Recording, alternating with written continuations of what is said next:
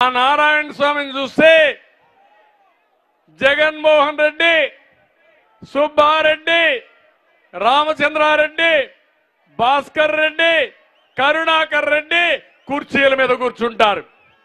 పాపం నారాయణ స్వామి చేయగట్టుకొని హీ హుజూర్ అంటాను పడుకుంటాడు.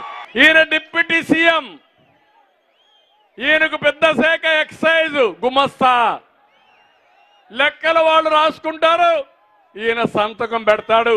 కడాన టీ నీళ్లు కూడా ఇవ్వాలా ఈయనకు? అవునా కాదా మీరే చెప్పండి. ఎందుకంటే ఇప్పటి వరకు నేను ఎవరికి తల ఉంచకుండా, అసలు బానిసత్వం అంటేనే నాకు తెలియదు చిన్నప్పటి నుంచి కూడా. ఇది వాస్తవంగా నా ఆత్మాభిమానంగా చెప్తుండా.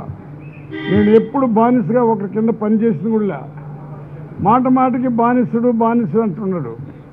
ఈరోజు మీకందరికి కూడా తెలుసు ఎందుకు చంద్రబాబు నాయుడు ఈ విధంగా మాట్లాడుతున్నాడంటే, అక్కడ రిజర్వ్ కాన్స్టిట్యున్సీకి వచ్చి ఇటువంటి మాటలు మాట్లాడుతుంటే అతని విజ్ఞతకు వదిలేస్తున్నాను.